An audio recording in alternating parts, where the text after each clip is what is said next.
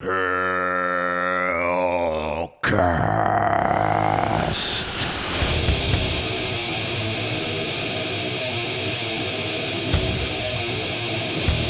This is the new HELLCAST live stream. Hope you'll like it. Definitely let us know in the comments if there's any problems. It's good to see everybody here. A few names. Luke, I don't recognize you other than you've been telling us before the show that we had some mic problems. So definitely keep that up if it's been going on.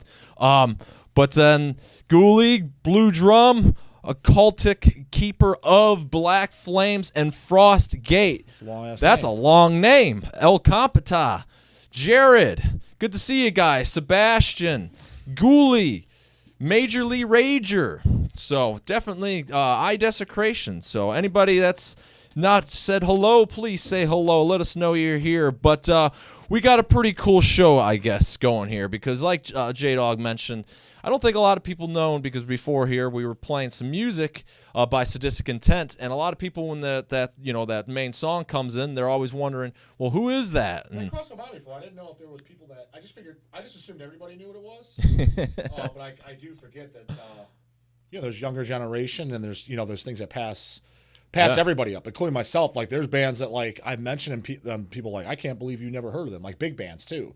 And it's just one of those things that like. You just never sat down. For example, I was at Acid Witch. What is it, like 10 days ago or so? A week ago, 2 weeks ago. Acid Witch played Cleveland. Yeah, I was there, hanging out, getting to see the witch, but I was hanging out outside the witch. Well, that's what Slash calls it. But Athenar was there. We're hanging out outside, and we're talking about bands and stuff like that. I never noticed. You realize that he's never heard Cannibal Corpse before? Athenar's never heard. No. Never heard him. He's never heard, not like he's just never heard the album that you like. Never heard him. So I said, how's that possible? We're not going to say, it's one of those things. I always known what they were. It's like, at the time I was listening, like Entombed and just remember, Entombed, he said Morbid Angel, and he likes the first Deicide. And he was just like, I was just, listening to a lot of 80s stuff. They just passed me up. I just never. Yeah, he just never got a chance to listen to me. I was like, maybe you should. He's like, yeah, maybe I should. I was just never. But I thought that was weird as hell. But for example, like a band that I mentioned for me was like Accept. I know they are Balls to the Wall. I heard it, but I probably haven't listened the first time until about 3-4 years ago. Yeah, and he would definitely be like, "What? You ever listen to that?" I know who they are. I was like, I've even heard cover songs by bands doing. I was like, I just never. I was just more interested in checking out death metal and shit all those years, and just the heavy metal I did is what I heard, and I really liked it right then and there. It's just I just never went on my way to listen to them, and just never did. So I can understand that. I think everybody has those bands. Some of the tough guys might be like, I ain't got that. It's like, I really think deep down you might, Yeah. You probably do. Yeah, you probably. Well, we were going to talk about bands of the greats, and Midnight's, and more particularly how to become one of the bands of the greats, because I really think that there's definitely great music and people love that, but there's also kind of an unwritten rule, and it's a little bit of just things that you do, and we'll kind of go on all that in a tangent. And Midnight was going to be one of those examples of a band that's kind of rising to be one of the greats, but he's never heard Cannibal Corpse, so I don't know. Yeah, but at the same time, at least I know he legitimately listens to metal, as opposed to these other guys, that are with the greats. Yeah. Like for example, like I don't think it's. Granted, they got a bunch of bad albums under their belt, but like you take like David Vincent, Morbid Angel. Yeah. You know what I mean, how many great bands that guy's. He's never heard Sadistic Intent.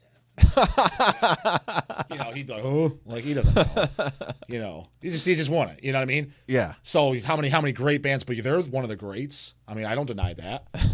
So I don't think just based on what he likes does it kind of mean Motorhead is obviously one of the greats by almost everybody's standards. You don't need to go over that guy's musical taste again, right? He definitely don't know who Sadistic Intent is. Right. I guarantee he doesn't know who Sacrifice is. Yeah. J-Dog mic is not working. God damn it. So they can't hear me at all? I don't know. Is J-Dog coming through? Randomly stops? Give me a fucking lemon. I don't know. I'll find out in the playback. That's for damn sure. Could someone please let me know if his mic still working? Athenar's pulling your leg. There is no way it's possible.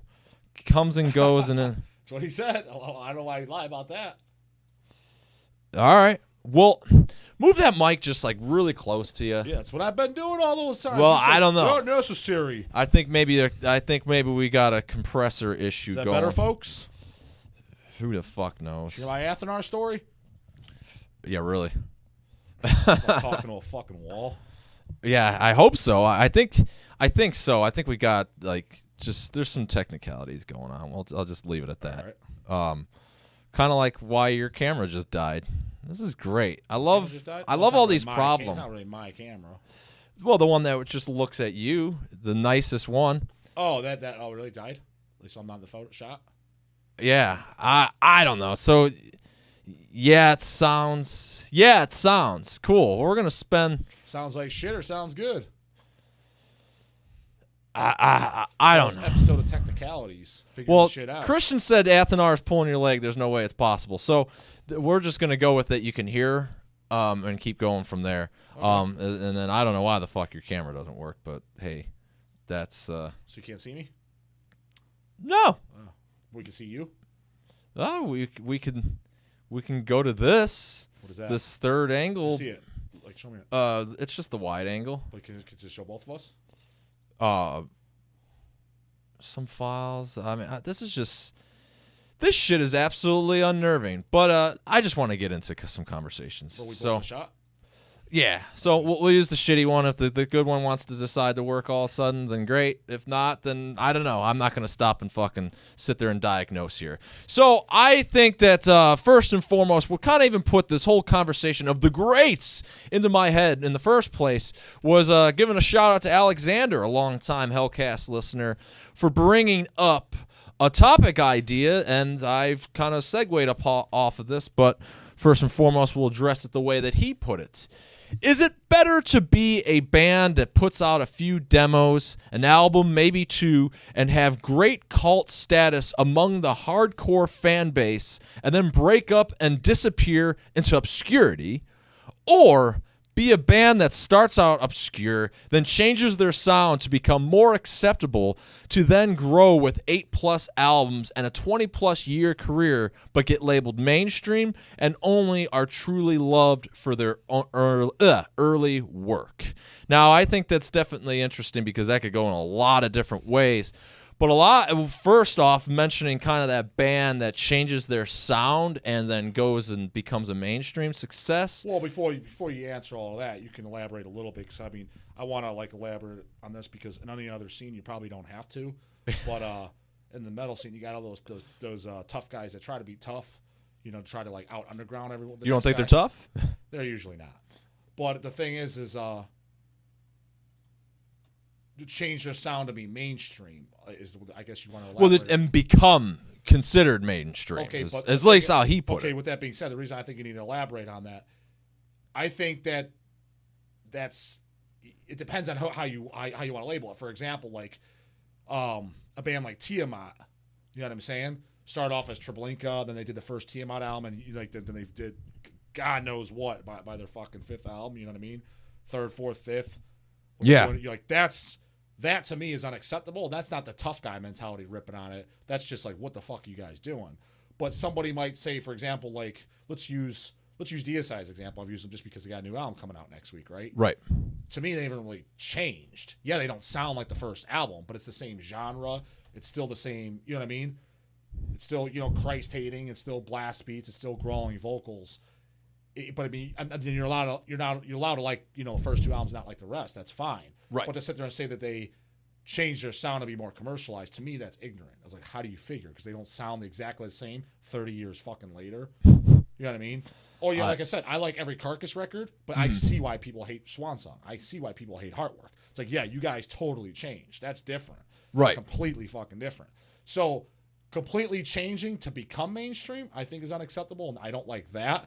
But if you just become mainstream because you kept doing what you're doing and your sound changes a little bit, but you're staying true to your genre, I don't think see anything wrong with that, because in that case, you just honestly throw Motorhead in the garbage can, throw Iron Maiden in the garbage can, throw all those bands in the garbage. You know what I mean? Because those bands, the first Motorhead doesn't sound like the last one, but it's the same idea, right? I would think, exactly, right? But they got very, they got mainstream, but it's like what they stuck true and they just got, they just got popular. Nothing wrong with that. I mean, they didn't intentionally change, or like everybody knows, Metallica purposely changed their fucking sound to selling out. That's different. That I don't like. So I think that needs to be clarified because some people like, especially like I said, the black metal tough guys lump both in the same category. Yep, that mainstream sold out. Like they just like, dude, there's the real ignorant tough guys. They'll throw like a band like Toxic Holocaust in that category. It's like they're exact same fucking band. You're allowed to not like the last two and like the first because you didn't like the songs. That's fine. But to sit there and say that they changed their style and sold out, that's just ignorant. Like that doesn't even make sense. It's like it's the same fucking thing. Just because he got popular doesn't mean that's nothing bad on his will. He didn't fucking change his style or what he was set out to do that. You know what I mean? Yeah. So that's where the difference is. I think so.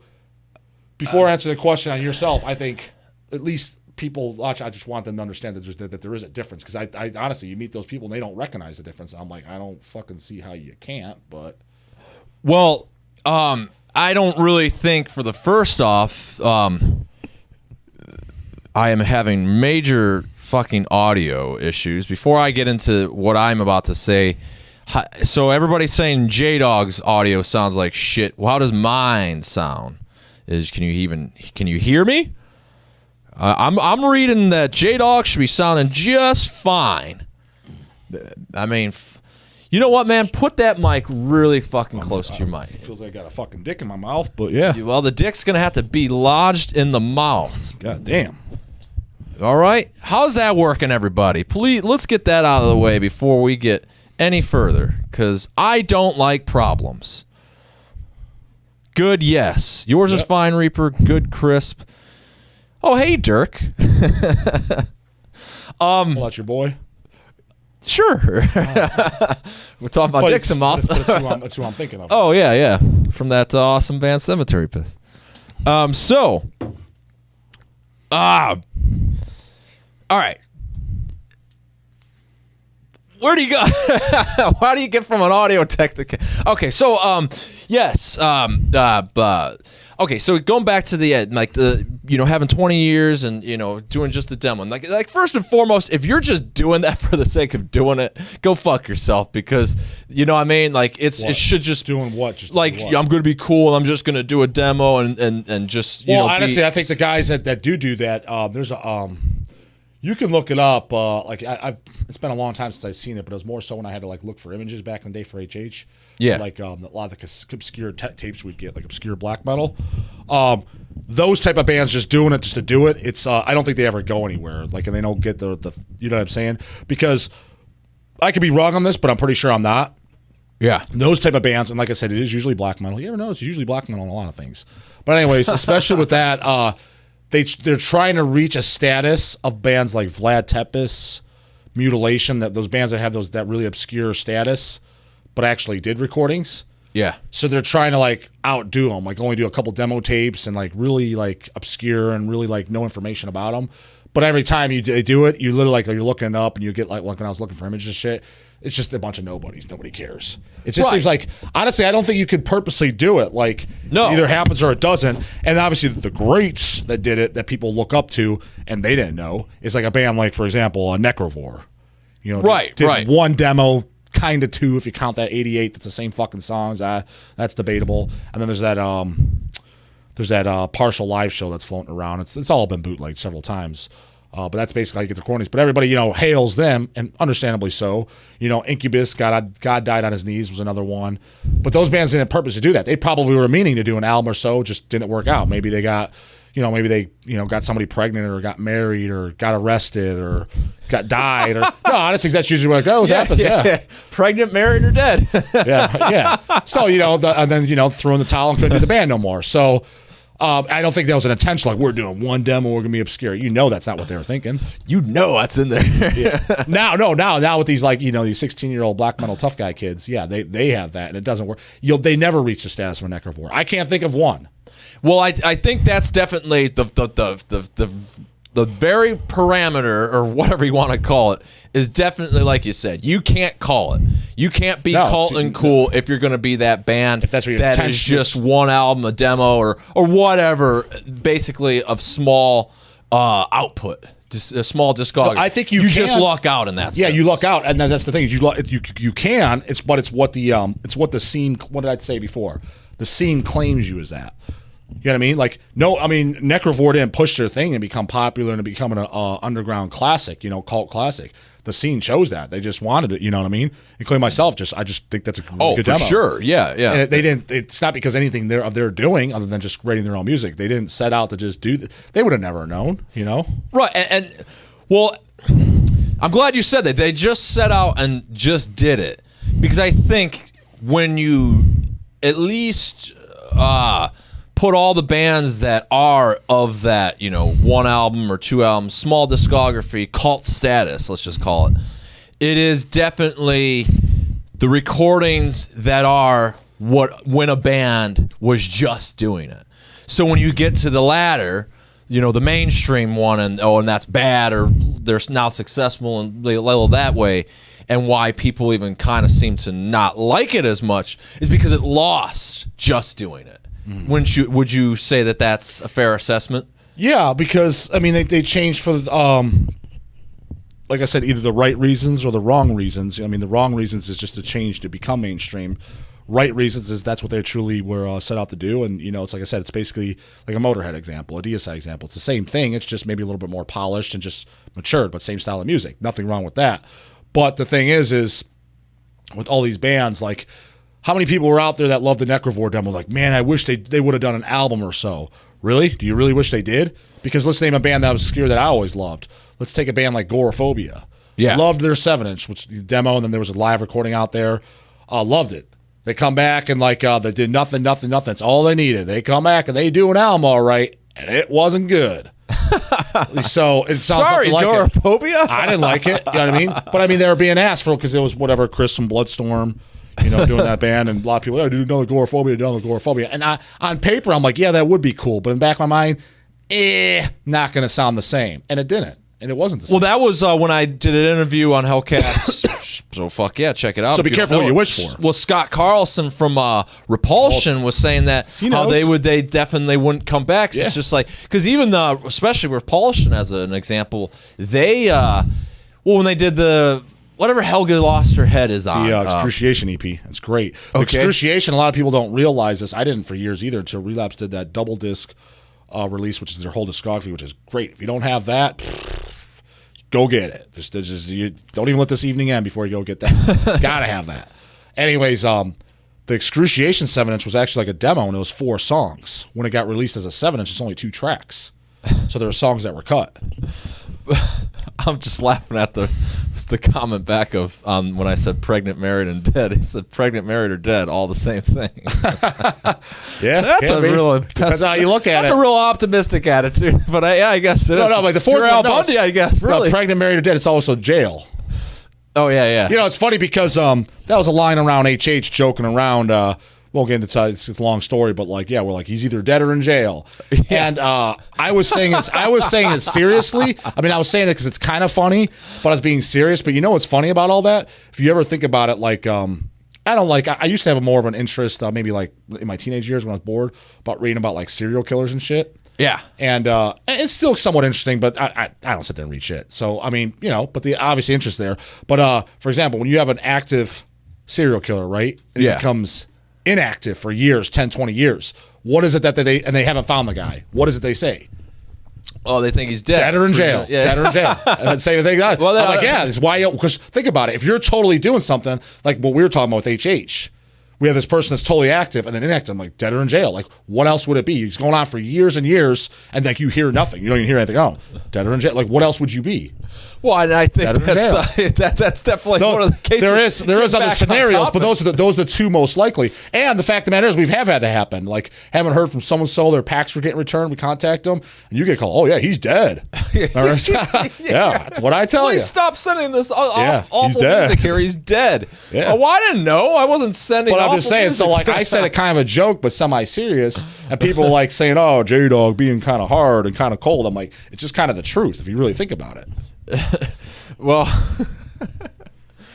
oh man. But getting back on topic to that though, is there a better to be cult and basically live on? So see, there's a really weird. This is an interesting topic in that when you slice it this way, that when you're kind of sort of a band that has become, bigger, the sound changed, whatever reason or why that happened. Well, let's say this. Let's throw this out there. Why is it? And I'm not saying this before I piss anybody off, because I'm sure I will. I'm getting pretty pissed. Is why is it that the band's got to be really obscure to be cult? Like, for example, why can't a band like Cannibal Corpse be cult? Have a cult following? Saying like just these, they have a really true following. Yes, of course you're going to get outsiders and posers that listen, but honestly, you think Necrovore doesn't have any outsider posers listen to them? For sure they do. But another example, they kind of like throw themselves in there. They call them the Fiend Club or whatever, which all kinds of douchebags go there. Oh, yeah, It's the Misfits. Why can't you say they have like a cult following? In a sense, they kind of do. Yes, they have tons of people. You just want to go spraying at their shows out there, for sure. And I've been there, so I know. But I could see where the truth could come. Like, especially the old fans have been listening forever. Yeah. That's your fans. Why can't those be considered have a cult following? Why do you got to be just a demo tape and in the fucking ground and no one's ever heard of them? The only people that know is who's got the goddamn singer's phone number, knowing about the band. What is that? Like, why is that the only cult thing? Why can't a band like, say, even Possessed? 3 albums, everybody knows that. It was a cult band. Like, say you're talking to your goddamn grandma who knows nothing about Possessed. To her, that'd be kind of cult. My grandma always knew tons of stuff about Possessed. No, but you know what I mean? Like, to her, that she'd kind of consider that, you know what I mean? If she kind of got the gist of them, if you're talking about them, and if she heard it, she's like, this is some cult shit. I could see some old granny thinking that. And understandably kind of so. But us looking at like Possessed, everybody likes Possessed. Like, what the fuck? That's not cult. But in the sense of the word, I can see why you could argue that it would be. Well, okay, so I want to go back to what's better and what's worse, but I first want to comment, and you just said, why can't Cannibal Corpse be cult or so on and so forth? Why can't something that's mainstream be cult? And I think it's just the very meaning of the word, probably, that differentiates that and dictates that. But I think there really is definitely no better or worse. I mean, in a lot of ways, you'd want to be the mainstream band, right? But I think that if you understand the difference of that, then you're definitely probably just a very diehard music fan, because it is, per the language, it is what cult means that gives it that differentiation.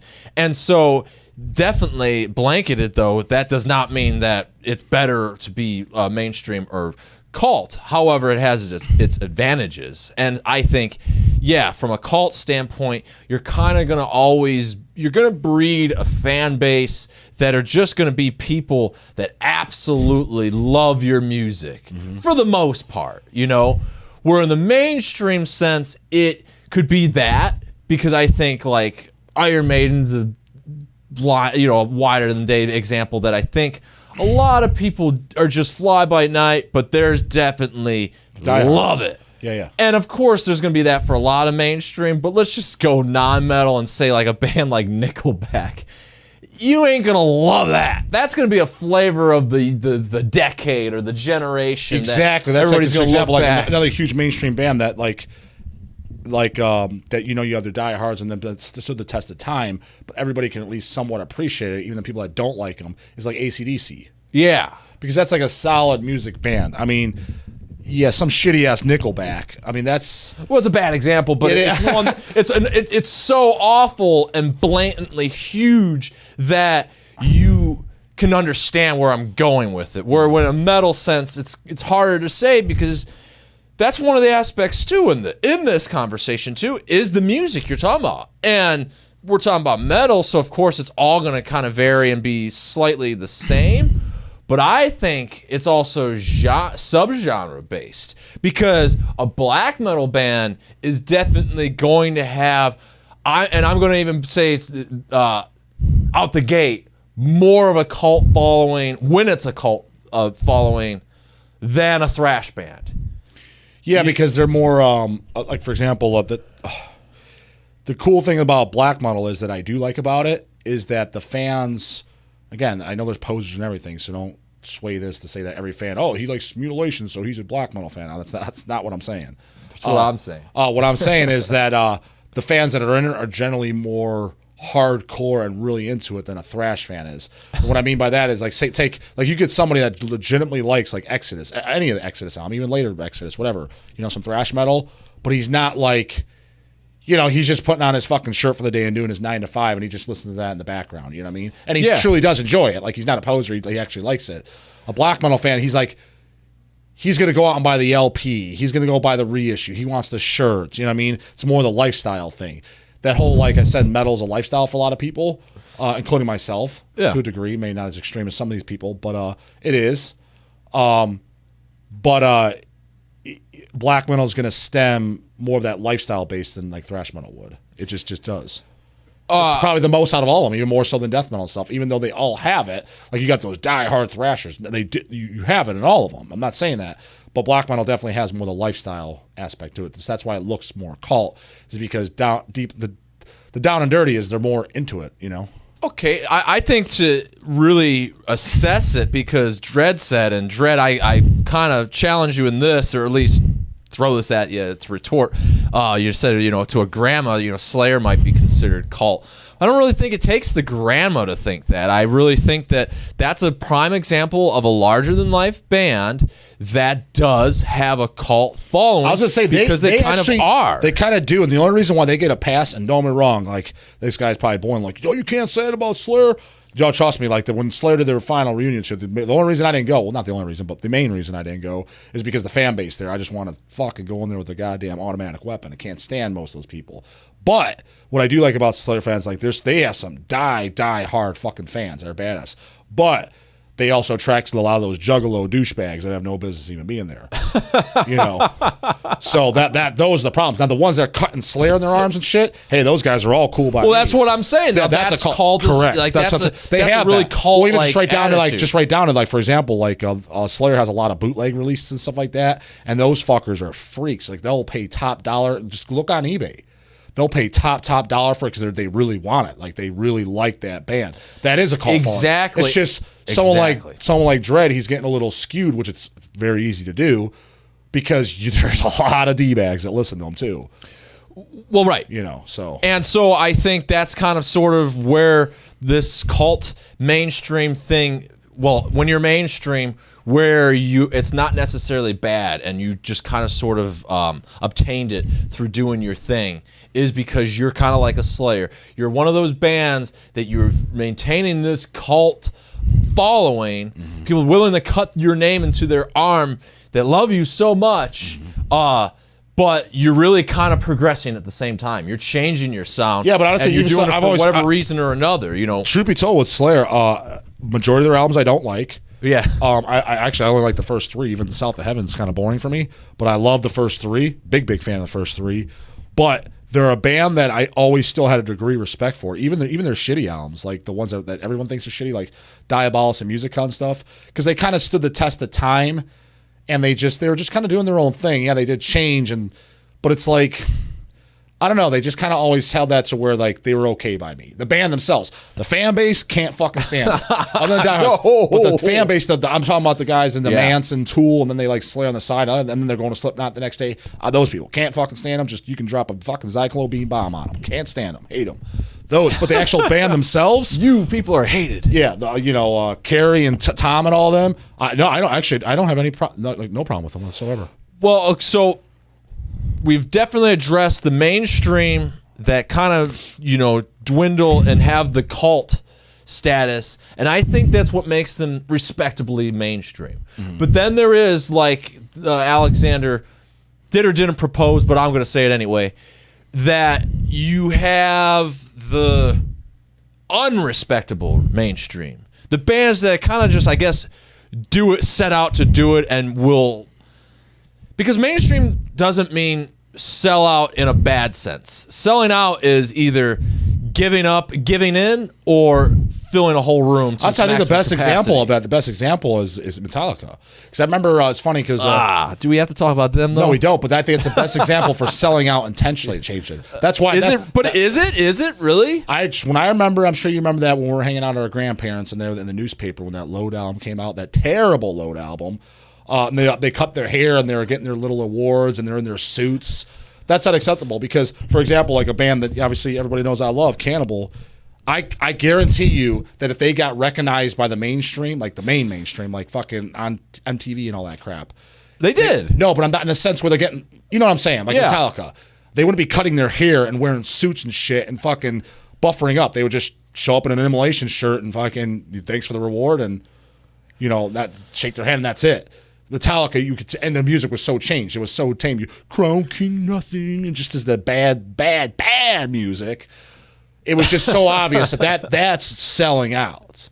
And I just think everybody listens probably like, duh. I'm just saying, I think that's the primo example. Yeah, you need to if you're going to have this conversation, you need to draw the line in what is the difference, because selling out when you're just doing when you're giving in to make a buck, totally did. That's a bad thing. That's bad. That's what I'm saying. They did. But they do have the cult at the same time. They do because they are they're a long going band and they started at a time where they did definitely make a they didn't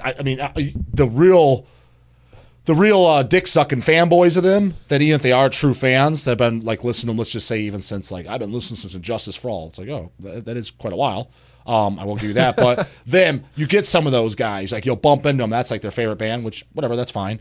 But they'll be like, yeah, they created thrash. It's like, well, they're in the early days of thrash, but they didn't create thrash. You know what I'm saying? No. But I will give them credit. They were at, they made a mark and did a lot. I'm not saying they didn't, but don't blow things out of proportion. That's like saying fucking, let's give us credit what you just didn't. That's like, that's like saying fucking somebody invented the light bulb that didn't. You know what I mean? It's like, well, he was around at the time when it came out, but he wasn't the one that did it. Don't be that guy. I was there. But okay. I think that it is better to be the band that put out 2 demos, 1 album, small discography, that was cult, and maybe like a lot of things cult, it meant nothing when it came out, no one gave a shit, and then it went on and people found it and loved it, and that's because that's where a lot of that stuff happens. Is it takes a while, and there's something about that. But when you're the band and you're sitting there and you're putting all your heart and soul into it, and then it does come out and no one does give a flying fuck, that's definitely where I would say the mainstream thing, as the artist, seems to be the more appealing thing, the objective to set your sights for. But that's not to say in that scenario that mainstream is bad. And if you're going to even be labeled it, or if you're going to be kind of looked down, because then people are just going to be mad at you for being in a crowd of because technically with. speaking, and this might surprise a lot of people, I don't think mainstream is bad. It's just the stuff in the mainstream just so happens to be bad that they've gone upon us. But the idea of it, honestly, like, why can't a band like I don't even just say, because I don't like all their albums. Obviously, I like the first 2 pretty much. Let's say a band like Overkill. Why can't those albums be mainstream? I'm not saying I want them to be, but think about it. If these people truly like early Slayer, that say they do, that truly like early Megadeth and early Metallica, and who's some other real popular ones that early Anthrax, why can't the first 2 Overkills be just as popular? You theoretically, it's the same idea. They'd still like it. Now, would that all of a sudden make those Overkill albums shitty? Well, not my. I'd still gonna like them.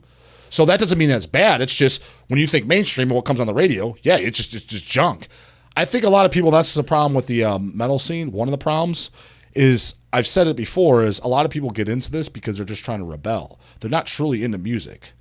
Well, not all of them, I'm saying, but a lot of people are. So what it is, they're purposely not liking it because it is mainstream. I like music. If I like it, I'll like it. It's just the mainstream shit just is garbage for the most part. But there's some good, I like AC/DC. That's mainstream as fuck. Well, one thing of it, too, is that you're wearing a Disgorge shirt, and a band like Disgorge, they're going to have to do a lot of changing than the average Joe Blow band to become mainstream, because there's no effing way that you're wearing. Well, you can't really see it. Flap that up a little bit towards the. With the the classic album cover. Yeah, well, maybe not everyone might know that. Yeah. So they're going to have to do a lot to really compensate them. So compensate's a good word. No, there's compensate themselves, their sound. But that's not what they're going for. What did I say? Well, right. But if they were, like, that is because that's unacceptable. Is a cult band. That's unacceptable. Well, no. What band. It is, a better word is, I think, like I said, technically you can say the Misfits is a cult band by the term of it, the fan base and their mainstream cult. Yeah, but what I'm saying is, I don't consider Disgorge necessarily cult or not cult band. What I consider it is an extreme music. Remember, we're talking about extreme music. The reason this will never be popular is because most people will not like it. They cannot like it. Oh, I see. They can't get it. Yeah, it is extreme, and I admit. And the thing is, you're not like a wimp or something if you don't. I understand it's not for everybody. I just so happen to like a lot of that stuff because it makes me happy. Yeah, I enjoy it. But I do think there's. But I get it. It's not for everybody. But that's I get why the fucking 45-year-old soccer mom that's driving her kids to practice ain't listening to Disgorge. I understand. I'm fully aware why. Wouldn't that be a sight? Yeah. That if you saw all those little kids, those little stick figure things that parents put on the back of They got Disgorge logo too. Yeah. Or worse, like you pull up to the car and like the mom's in the back, like, and then you just got Disgorge. That would be fucking great. I'd give the Tony the Tiger thumbs up to that driving by. Yeah. Great. Yeah. Did anybody get the thumbnail? That's my post there. The greats, but better yet. So we were talking about becoming the greats. How do you become a great in this scenario that Alexander, proposed? I don't think you. I don't honestly. Every band probably thinks that they're gonna be once they start off. Like they're gonna be the next greatest fucking thing. I think you can't. I think you kind of, sort of. I was about to just say you can't think that way, which actually I'm retracting that statement. I think you have to think. Yeah, you want to be positive. In a lot of ways. That's fine, but just be realistic. But honestly, again, I think it just comes to the thing is time and what the scene claims you as. You know what I mean? Because there is certain bands that I think is undisputable are the greats, but they get really overlooked. You know what I mean? Because just popularity is not going to say it all, but popularity to an extent is going to kind of say it, you know what I mean? Like, it just is to a degree where you got, like, for example, like, you got, like, most people, if they'd say that I like thrash, I'm not talking about the guy that thinks, Metallica created thrash. I'm not talking about that D-bag. I'm talking about people that are generally into it. Most people like the first few Destruction albums. Would you say it's fair to say? I would hope so. I would say, if someone's truly into thrash, I would say 95% of the time they will like those albums, right?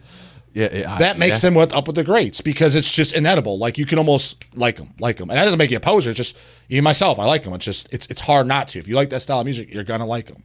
That puts you with the greats. Is when every true fan, for the most part, agrees on it. Yeah, respects and knows or appreciates. Mm-hmm. That is what makes you great. You have to be. There's a respect value, and that's not just in music. I think a better way of putting it, what really makes you up there the greats is whatever genre you are, heavy metal, death metal, thrash metal, whatever genre that you are playing, if you could say without a shadow of a doubt, take every true fan, not the fucking guy that thinks Kill 'Em All is the first thrash album, not that guy, the true fan. If you say across the board of all true fans of that genre, thrash, death metal, whatever genre you are, 85 to 90% of the time, you can say without a shadow of a doubt, put a fucking Benjamin on the table every time that they're going to say, yes, I like that. That puts you the greats. Because that true fan base of that style is telling that. They're claiming you as that. Well, and to be great in any scenario, like I was saying, it's not musical, it's not theatrical. No, it's not. It's just truly the essence of the word. Because someone could argue that Possessed Seven Churches sucks because musicians shit like that. But I don't think that the fucking thrash / death metal, whatever you want to consider that, I consider that an 80s death metal album. Some people consider it thrash, but whatever. Right. Let's just call it a metal record so there's no confusion. I don't think the metal scene's. I think the metal scene's going to highly disagree with you. They're going to say that's the fucking greats.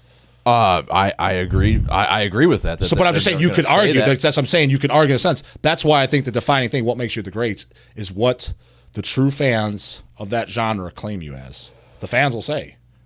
Well, so put your personal opinions aside and stuff like that. Just do it if you're curious about anybody. Do a survey. Go to like Maryland Death Fest, any of those big festivals, and go around asking everybody.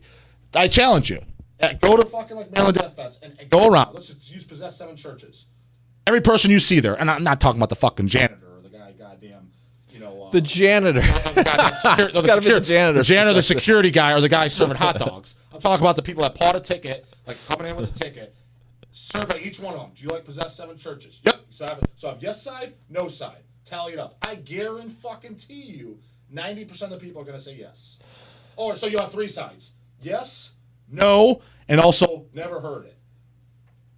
Because you're gonna get that occasional. I came here with my boyfriend that never heard it. You know what I'm saying? Because you're gonna get a couple of those because she's just there, which whatever. But you know what I'm saying? But I guarantee you're gonna have 90% yeses.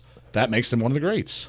Okay, so well, first off, Dirk said the only destruction he's really into is Sentence of Death. It's great. But he still likes something by him. Yeah. Which, but he said the only album, which Dirk, sorry man, that is an EP. Well, that's what but again, when I say the first 1 to 4 albums, I guarantee 90% of people are going to like all of them or something in there. Would you say it's safe to say? Yeah, of course. I got a down camera, so I'm I mean, how the hell do you put on Curse the Gods and be like, this is a sucky ass song? I don't know, Dirk. How did you say that was a sucky ass song? Because that was on that was on Eternal Devastation. Well, no. I like that song. I just didn't like the rest of the album. I like that song though. I mean, yeah. Whoa. I mean, it was pretty good. It was, but so all right. So we got all the greatness out of the way. We need to establish now. Well, the greatness. The maintenance of it, because the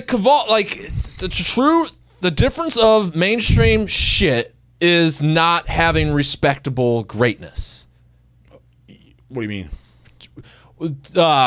You're not a respected great act. So, like, if you're a politician or a king or something, you're not a great king if you're Hitler. You're not a great fucking leader. But if you're Kennedy, I guess.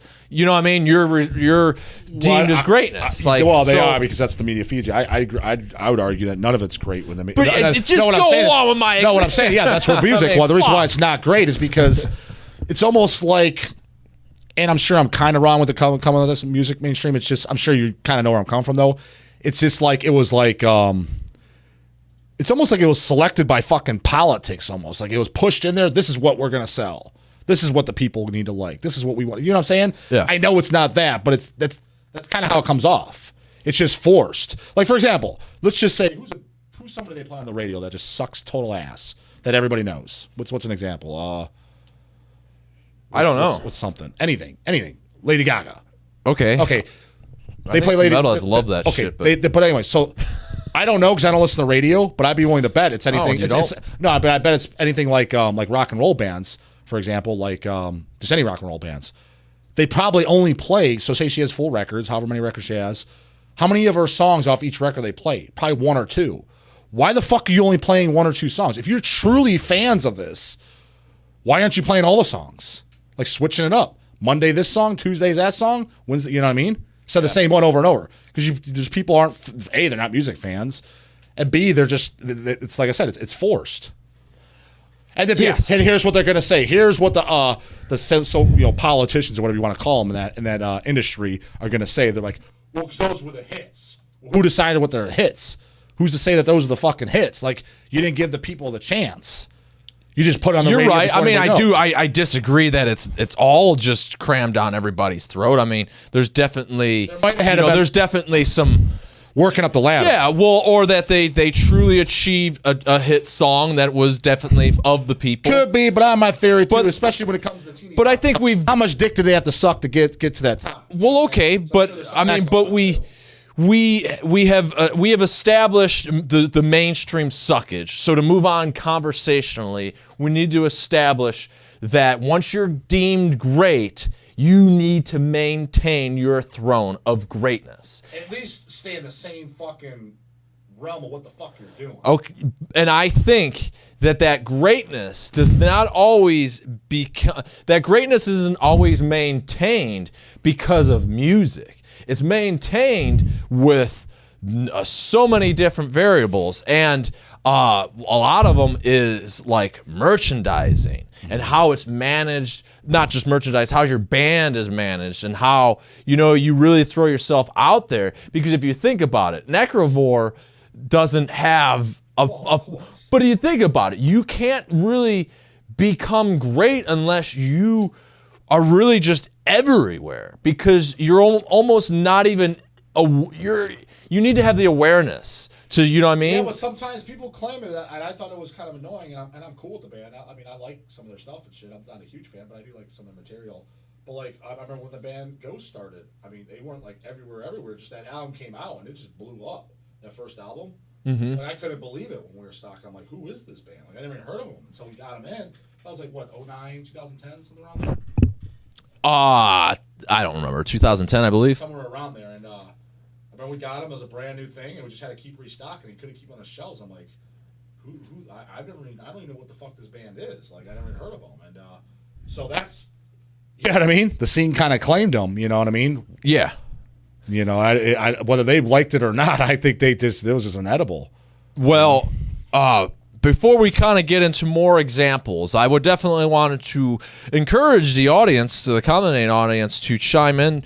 Is what do you think is a component of maintenance and greatness? Do you think that it's always just quality music, or do you kind of agree with me that, you know, it's kind of how you manage it? Be that, do you have a manager that gets you on major shows that you're playing with the latest and the greatest artists, that, you know, that's your exposure? Or if you're like where I'm kind of going to go here when we get back after this little plug here, in that, you know, a band like Iron Maiden's in everybody's vocabulary, in a lot of ways their collection, you know, because there's a playing card from a lot of bands in the 80s, and definitely for them, or that they have a long box. So like, what the hell do you do with the long box other than get rid of it? And so on and so forth. There's a bunch of different merchandise and various details, and details maybe I didn't think of because you've got it. So, you know, hopefully you kind of know where I'm going. Does that make sense, where I'm going with it?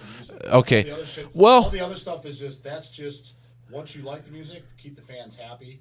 Yeah. Just to, you know, to entertain them. But hey, I don't need to be happy if the fucking shit sucks. Well, that's why I say it's maintenance. But before we get into that, let's maintain some HELLCAST greatness of informing you of some awesome new music, and that is Cemetery Urn, Barbaric Retribution. I had to didn't remember.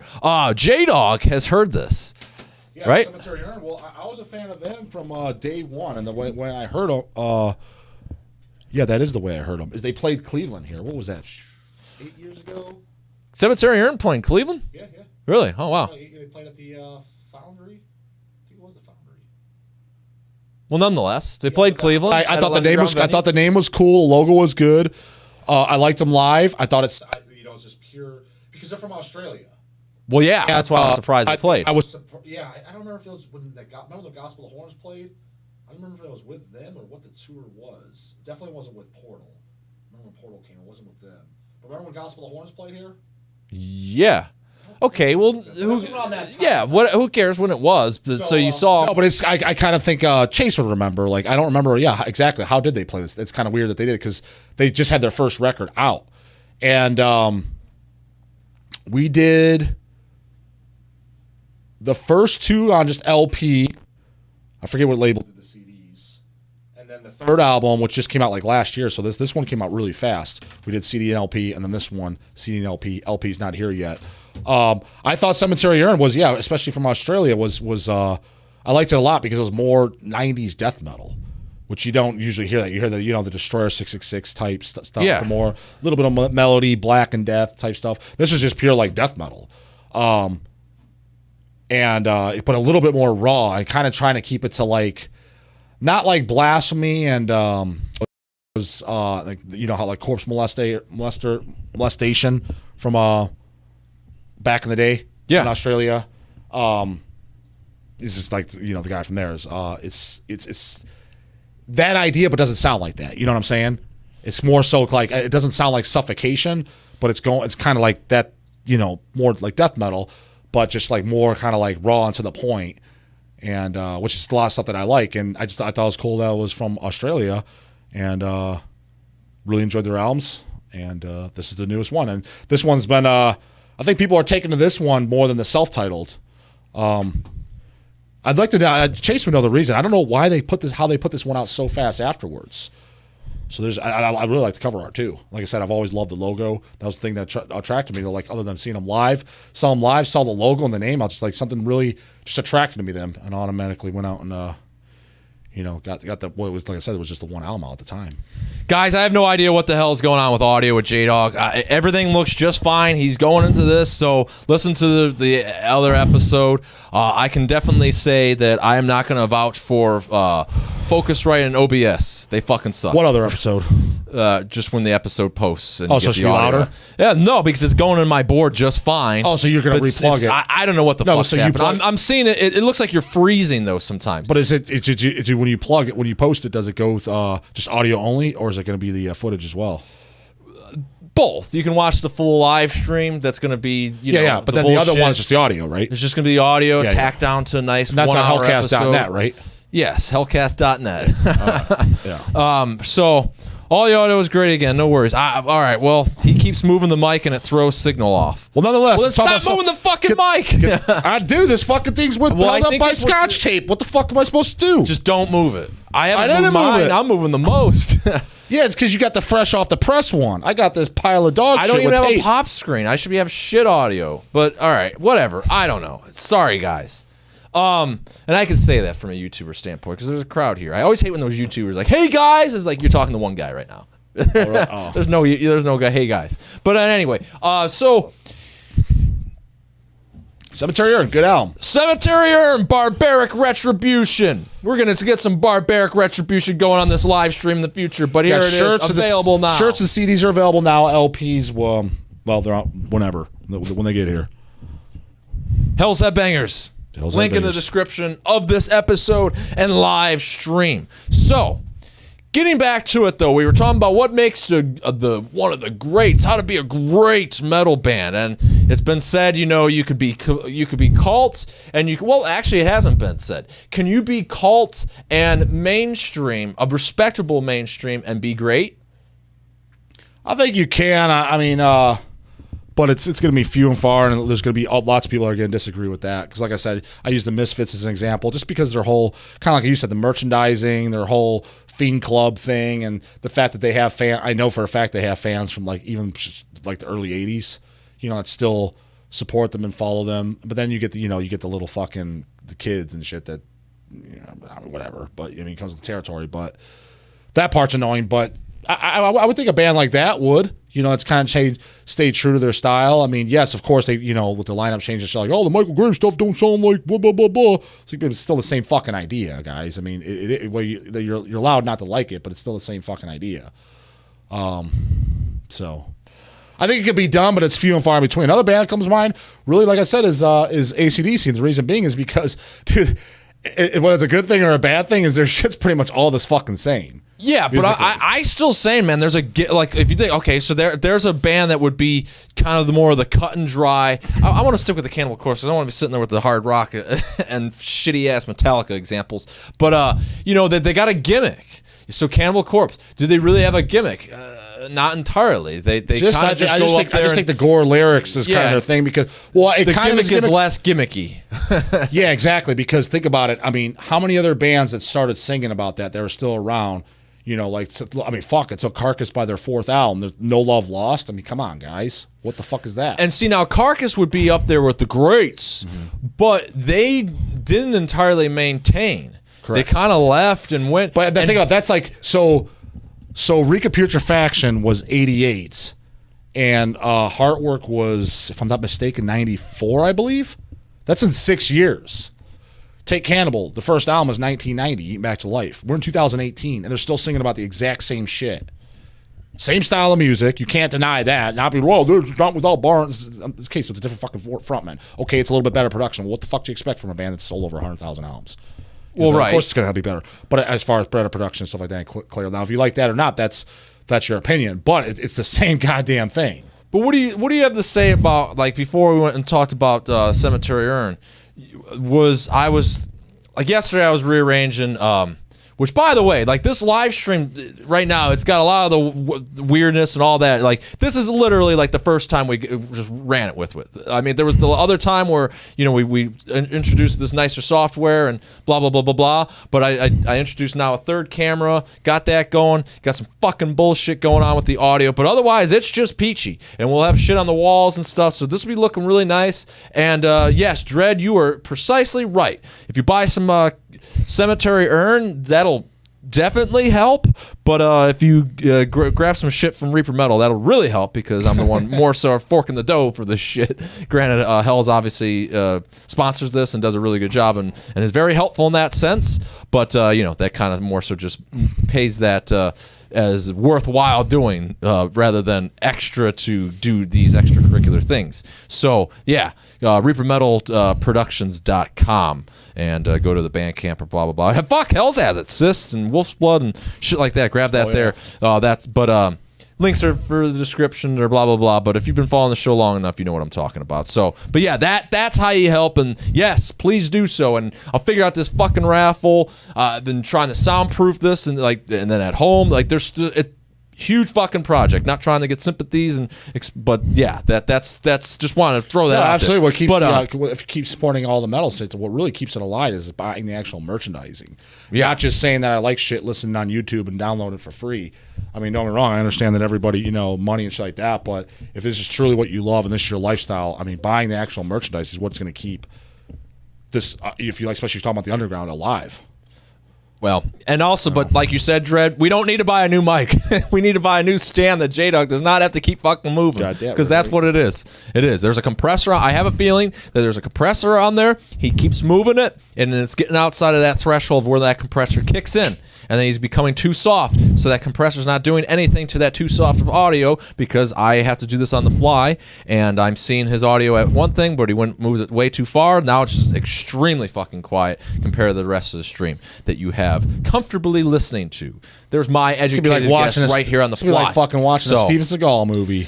Yeah, well, there you go. You like Steven Seagal. So anyway, I wanted, so when you're the greats, I think there's a lot to be of the maintenance. And so when I was reorganizing my collection yesterday, I had on display, and I've kind of even spouted how I'm not so excited about them, but an Iron Maiden Fear of the Dark long box CD, well, the long box to the CD of that.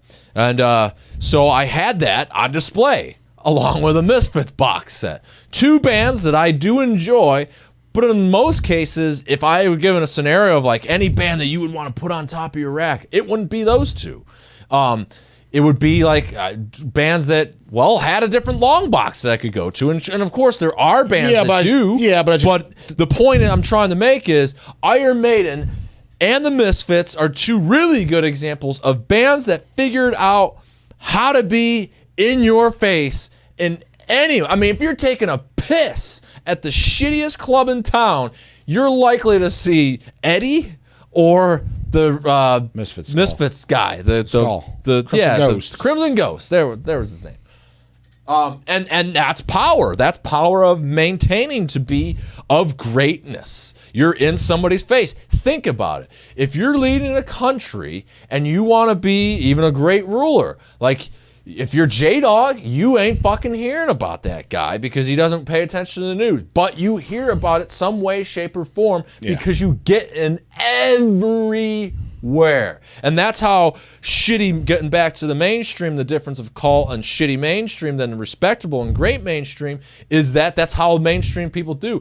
And I don't know if this is a fact, but someone that knows more about it than I do has said that it is fact, that the mainstream record industry, when they take an artist, they lose more money than they make because they'll find shit and make it great, quote unquote, by fucking just polluting the world with it, buying billboards, buying every fucking ad spot that they can just to get it out there, and then they soak it up along the way. They make millions and millions of album sales from it, but they spend billions advertising it, and they didn't reach the fans that gave a flying fuck. And that's why in this day and age, you can be a niche market and succeed because it's about the fan at that point, and you can find that fan that really gives a flying fuck. Yeah. So I think greatness in a lot of ways, at least to be in that ginormous band stature, you have to have a great gimmick. And it might not be so evident as the Cannibal Corpse example in that it's not an Eddie or a Crimson Ghost. Who's their guy? Do they have a guy? No, not really, no. I mean, they just have a bunch of characters from the albums, like the people recognize, like the Hammer Smash Face Skull, that Kill guy with the fucking, from the Kill album, with that little fucking knife thing.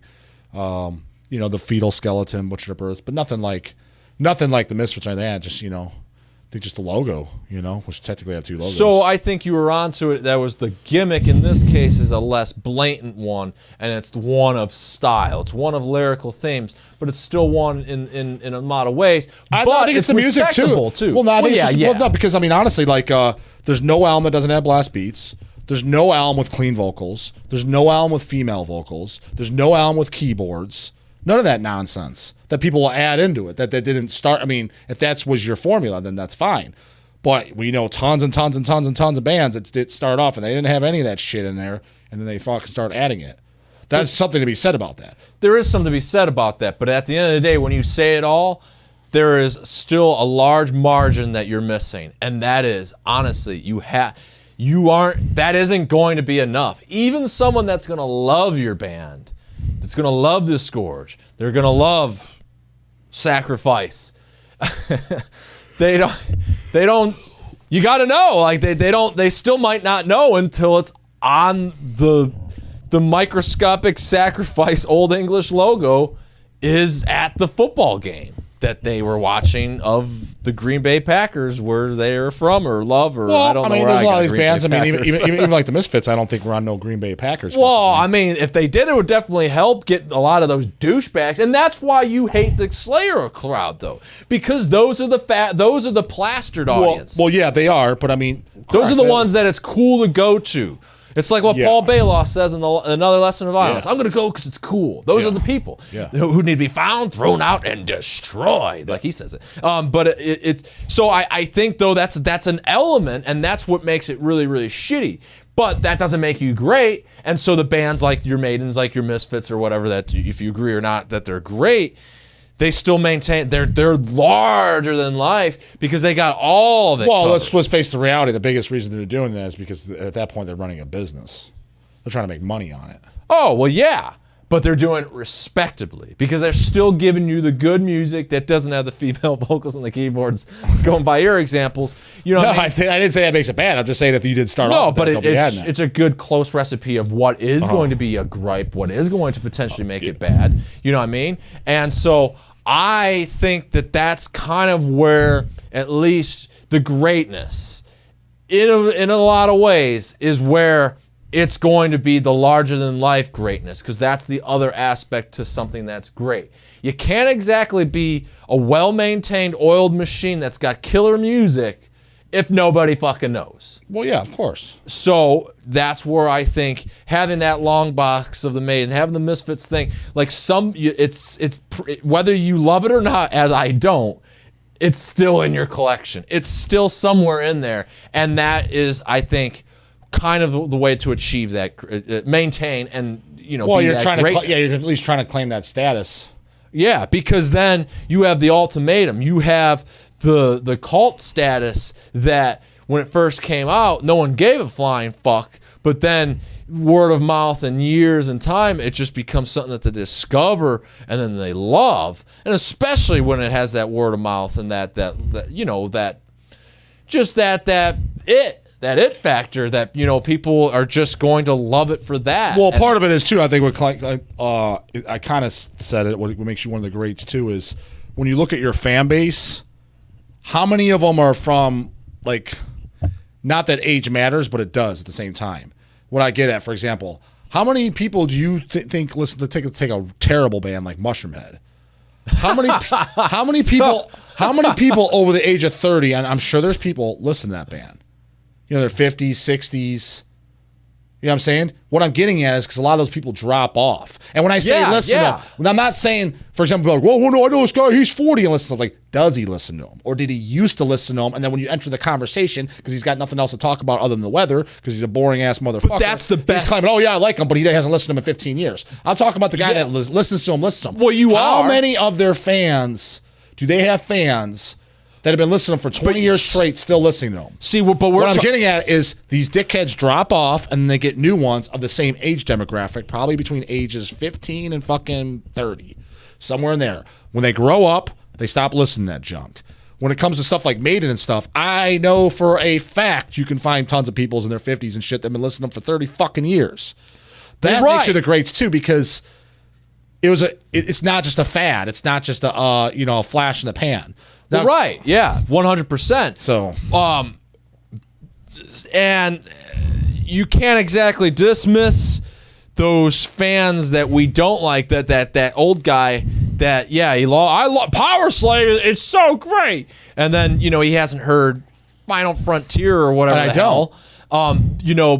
Because still, that's why it's still relevant in his mind, because they did it right. But the difference is, too, the guy that's Power Slave out of the loop, even though we'll kind of rip on those guys here and there, where I don't rip on him is he's not a guy that, I used to have that. Well, he still has it and he still plays it. Whatever. That's a guy. Well, no, because there's a huge fucking difference. There is. I'm telling you right now, that Mushroom Head example I'm giving out, I'm telling you right now, you can find some D-bag that says he listens to him. Like, really? And if he doesn't give you an honest answer, when was the last time you listened to him? Oh, that was like, shit, man, I was in high school. Exactly. Like, well, you don't listen to him anymore. You used to listen to him. But you're just a fucking poser. That don't count. I'm not talking about that. Of course, because he's trying to fit in, because he's met somebody that does like him currently. He's claiming he likes someone that's not listening to him, dude. That's like something I haven't listened to in 10 years. I don't claim to be a fan of. Yeah. But like something like Bathory, I saw someone post like on Facebook or something how they were excited, like that there was clearly a really, really young girl that was sporting a Bathory shirt and was definitely not even a fucking cum stain when that album was coming out. Mm-hmm. And so the fact that that's like living on 30 some years later when the guy's even dead, that's a good example of greatness that's achieved through the power of its music. But if you think about it, it's still got a lot of the recipe of what I've said, where it's like kind of in everybody's collection, though. In some way, it's because shape, it's available. form. Because I think the scene made it to where you're almost obligated to buy it, otherwise you're deemed as a fucking poser. Yeah, and why is that? And and I don't. Well, it's just time is original for its time, where it was, the amount of shit the bands and influence. Because if you are in the metal scene, like the black metal scene, the thrash metal scene, death metal scene, virtually guaranteed, if you're asking one of their influences, almost every 90% of the time they're going to mention that band. Yeah. So the fact that you don't own that, you hear that time after time after time of these newer bands that you're listening to that started up 5-10 years ago. You almost kind of feel like, well, man, I'm a fucking idiot. But in a way, that's kind of sort of describing one of the instances that I wanted to bring up too, that when you're maintaining your greatness, that's kind of sort of the non-existent, because I'm pretty sure Quarathon and anybody representing Bathory does not have, there's no such thing as a Bathory fan club. But there is a Watain fan club. There is Bathory is a bad example. I mean, they weren't like... Well, it's a good example at the same time. Well, no, because their whole career is kind of like Dark Throne, was different. The no-shows... So the fan base, though, keeping it alive for them is kind of sort of the fan club they didn't establish or set out to achieve, but somehow got lucky and got. But the fact of the matter, whether they did or didn't do it, cannot serve as someone probably would try to argue, but like, well, Maiden and stuff, they went out and they established their fan clubs and they did not. That I agree, but they still kind of had it done for them. And so anybody that's even rising to that and is going to prolong that and become one of the greats, they have to have those components. And I think even slightly additionally, and not on every album by Bathory, but in a lot of ways, look at what goes into them, a lot of those characteristics. Bathory, the yellow goat, the old English logo, Venom black metal, most of Venom's covers, at least the classic era, very, very simple is the key I'm getting. Go back to your Misfits. Not so much your Maidens, but badass and simple in this reoccurring story through the mascot kind of aspect. And then so kind of take that formula and, especially if you're in the live stream, you're listening to this episode on repeat, and put that as a formula into any example you can kind of sort of cite. And be honest with it and tell me if any of that is ever missing. It could be missing in the sense that I just said that, like, yes, Maiden set out and created a fan club and Quarathon did not, but equate it. in that, well, they got diehard fans, it's a little different, Necrovore fans. It's a little different of a scene too. I mean, yeah, they're both metal scene, but I mean, put it to you this way: if I'm going to stumble across, like, if I'm out and about and I'm going to stumble across somebody, like in a conversation, if I'm stumble across an Iron Maiden fan and he wants to yak my ear off about music, or somebody, or a Bathory fan, I'm going to be much more inclined to talk to the Bathory fan. Yeah, just because he's more bound to like other stuff that I like. As opposed to the Iron Maiden fan, that being, there's a good possibility that's the only band he likes that I like. And it's like in that case, like, we have nothing in common. Yes, but it's also and then, but it is always going to be, because whether or not the irrefutable difference between mainstream success and with cult status and just cult status is that maintenance. There's maintenance. The cult status guy is not maintaining. That's always that's the business side of it. No, because the cult status guy isn't. He's just put out 2 albums. Like going to Alexander, who spawned this whole conversation that's prolonged an hour, is that like they're not putting out more albums. Well, because they're probably, like I said, dead or in jail. Well, regardless of why, it still is what happened. You know what I mean? And so. The fact that they're sticking around in those albums that or demos in some cases, going to the Vlad Tepes in the black metal sense, and a lot of that stuff, or hell, Sadistic Intent. It's a cult. Well, shit, Sadistic Intent, is that not a bootleg? I think it is. Probably has a label. I has a label on the back, but I think a lot of their stuff is actually bootleg, kind of like Necrovore. Well, so there you go. A fan club. Just like a lot of Mayhem stuff, too, like Dawn of the Black Hearts and stuff like that. Well, there you go. Because the recordings are, they're just floating around at fans. It's released by fans. Now, that's a total, like, cult club or whatever you want to call it. Well, right, but it's still a club. Yeah. And the band didn't establish it, but there you go. Where I'm saying, equate it to what I'm saying in that...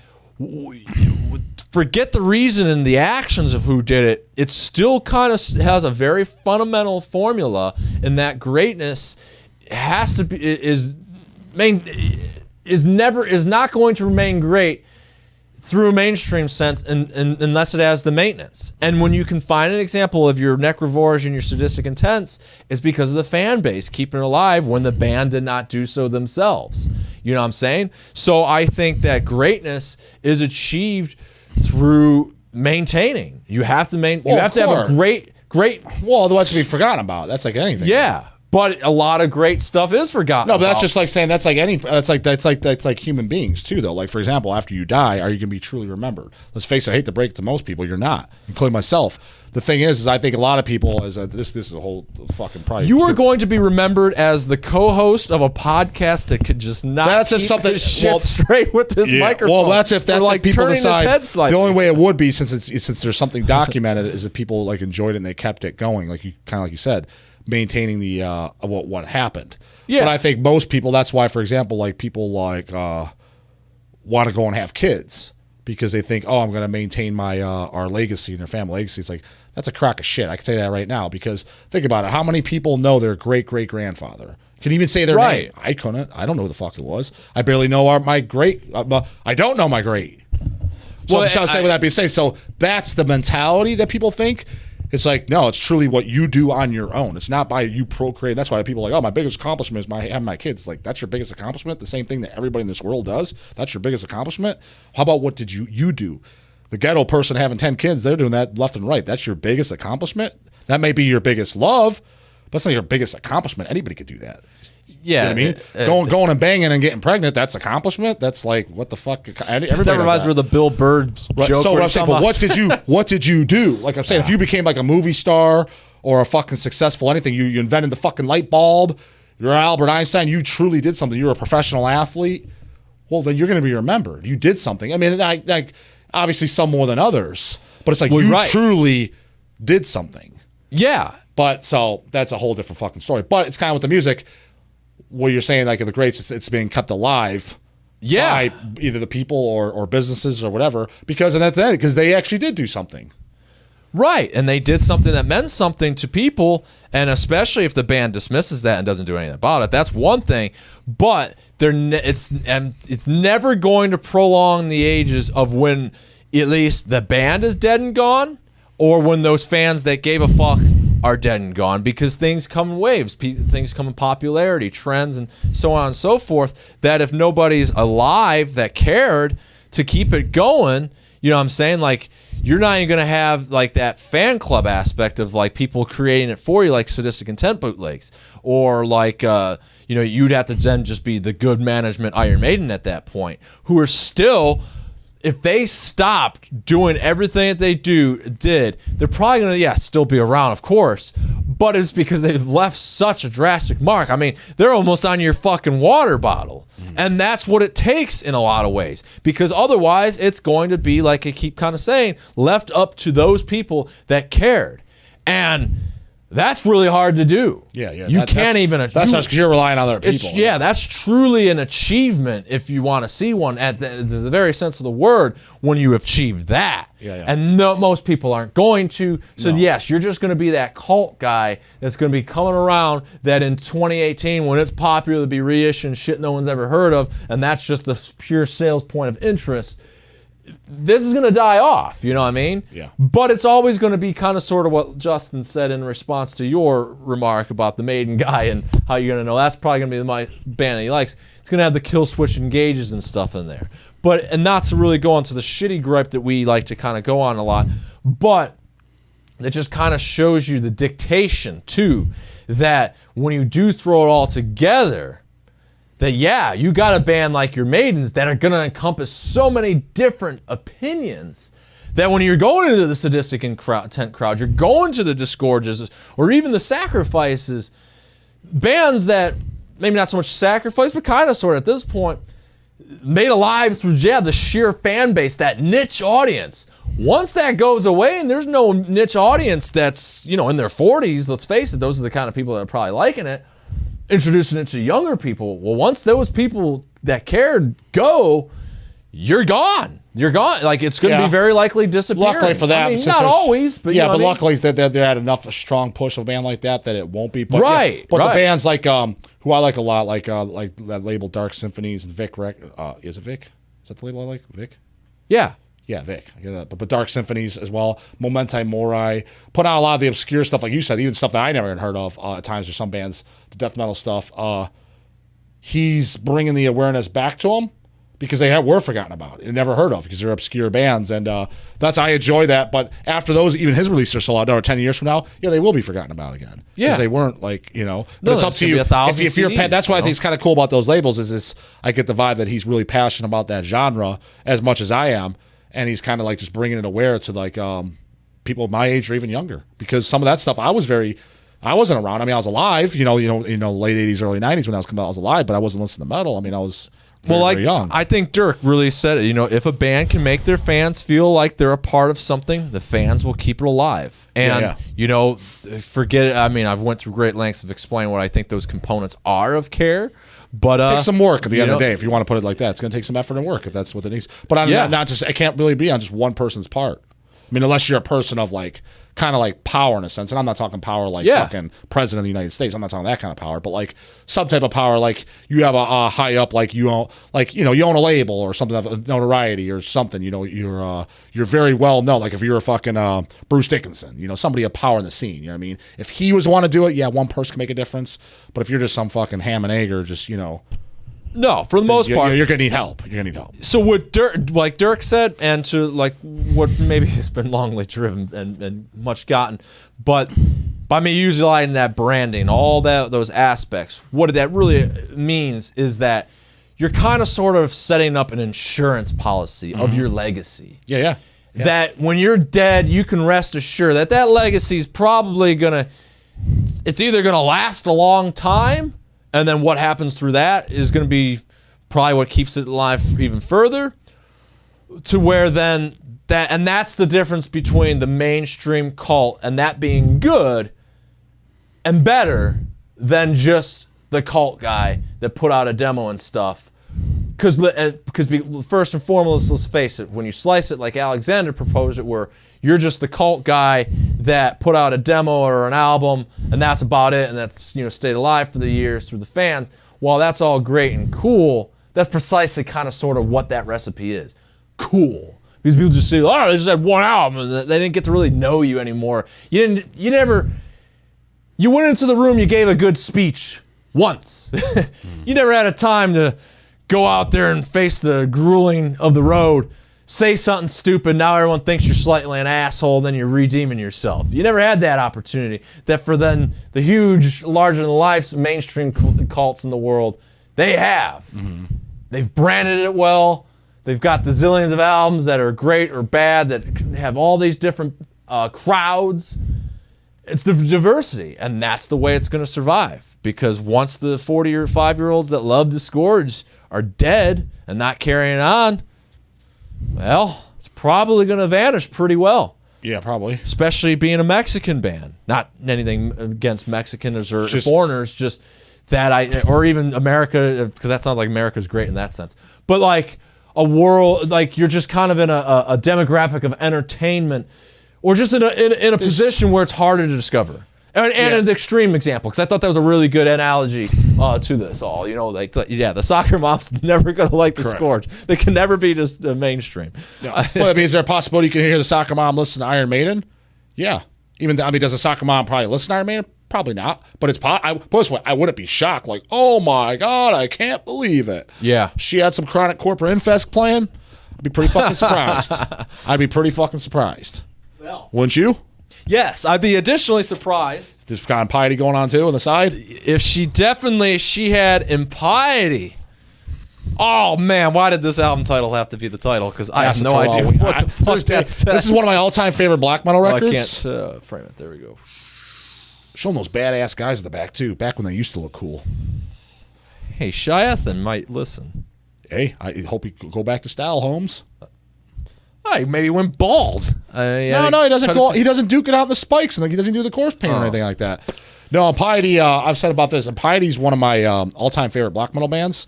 This is their first album. We reissued it. We did a 300 only 300 red vinyls. Yeah. No, just one color only. And then there's 100 picture discs, which in my opinion is an absolute fucking must. Show them that slick back on that picture disc with that band photo. I was hoping you could do it on that camera. It looks way nicer. Which camera? Which camera went out? Yours. None went out. I said this. Oh, you said this one went out. That beautiful. Well, it did, and now it's back. It's been back for a while. Yeah. Oh, dude, I can see. Look at that. The transitioning I can do. Problem shoot and talk at the same time. Yeah. See, that's probably why I rambled so much. So there's 100 of these bad boys made. Front. This originally came out in '96, I believe, was the original. This is one of my actual favorite black metal albums ever, from Piety from Singapore. Their second album, I like it even more. Skull fucking Armageddon. Hey, say what is the title of this album? I never knew how to pronounce it. Acetyl Alwelian. I never, to this day, I don't know how to pronounce it. I've been listening to this for no idea. I've been listening to this album for like 18 years. I think I first got it in '99, 2000, somewhere around there. Oh, so nice. I first heard it. Yeah, it was a long time. Been a fan of it for a long time. But is Hell's doing a CD too, or didn't we? Well, no, I'm thinking of a Horror from Singapore. Yeah. But yeah, no, I was really happy because this actually technically has been on LP. I believe it was. I don't want to throw anybody on the bus. Which I have. It's. I think it was Iron Pegasus, but I could be totally wrong on that. But they switched the cover art. It didn't have this original cover. It was this cheesy ass fucking thing that never had anything to do with it. It just looked like dog shit. No, I think it was Agonia. I think it was Agonia Records. What the fuck am I saying? I think it was Agonia. I know Iron Pegasus did the original Skull fucking Armageddon. There was black vinyl, 400 copies, a colored vinyl. I want to say it's like gray splatter, 100 copies. Very, very hard to get now, which I have that. And then there's 100 pictures as well. And I bought those off Shiathan or Scythian or how the fuck you say his name. I bought those off him in the early 2000s directly. So I was writing him back then. And so, yeah, absolute must. So if you want to have a real sweet weekend, have a sweet package coming your way, go to Hell's Headbangers, get this goddamn Sadistic Intent and this Impiety. And that's J-Dog approved. That's the kind of package I'd be getting a boner if I had it on my way. How about you? Would that give some wood? Now I know how to give you a boner. Yeah. I don't know if Send some Impiety. I don't know if I feel good about that. But that's definitely great. Impiety, Sadistic Intent. And so I wanted to read this because I thought it was a good remark. Justin said, "Is there a band out there active today you guys feel like can leave behind a legacy like their predecessors?" And you know what, man? I don't know. I know we bring them up a lot. Yeah, I mean, a few bands that come to mind. I'm going to say Toxic Holocaust, who I love. Midnight could. Well, I'm not saying these will. I'm saying it could. And the biggest obvious, whom nowhere near as big of a fan of as I am, is Toxic Holocaust at Midnight, but is more than likely going to, is Ghost. I was going to say that. Them, yeah. I think it's extremely likely that they will. Contrary to the popular opinion of maybe this crowd that probably does or loves them or hates them, there's probably a lot more haters. You can't really deny that. Yeah, no, I'm not a lover. I'm not a lover or a hater. I like some songs by them. I like the song Ritual. I like songs off the second album. I mean, I like some songs by them, and then there's songs I'm like, I just don't like it. It doesn't do anything for me. I'm not a lover or a hater. I'm a fan of some songs, and but I recognize success when I see it. And yeah, can't deny. Will they go down just like the predecessors we mentioned? I would say more likely than not. Well, I did want to have encourage everybody. Then this is the point where we're gonna leave you, and. So I just wanted to encourage everybody to check out Reaper Metal Productions here on the Bandcamp. This is definitely, yes, if you want to help kind of throw some bones and keep this pony advancing in a technological sense, it is more so our the guy behind the mic that's creating the problems for the mic, I think. But nonetheless, we do need more stuff to make this live stream thing, mostly have the most impact and change as I'm setting out to do. Because I want it to be exactly like the episodes are going to be. I want the episode or going to be because the episodes have a lot of audio productions that go in there, and then there's been topics in the show that we've established, like what happened, what the fuck I think we got new HELLCAST listeners through doing these live streams that have no idea that that's even what we used to do and would really enjoy that, and just portray the show in a live sense that as it is in the recorded done aspect. So on here we have merchandise, and that's obviously anything you can get. HELLCAST shirts and even Heavy Metal Relics stuff, but then the releases Wolf Blood and Cyst. But then also there's a lot of the digital stuff, Crucified Mortals, Lurking Corpses, some of the past stuff they've done. Even Nordic Mist there. I don't know, no one really knows anything about Nordic Mist, but that was something I did with Jim Sadis from Nunslaughter.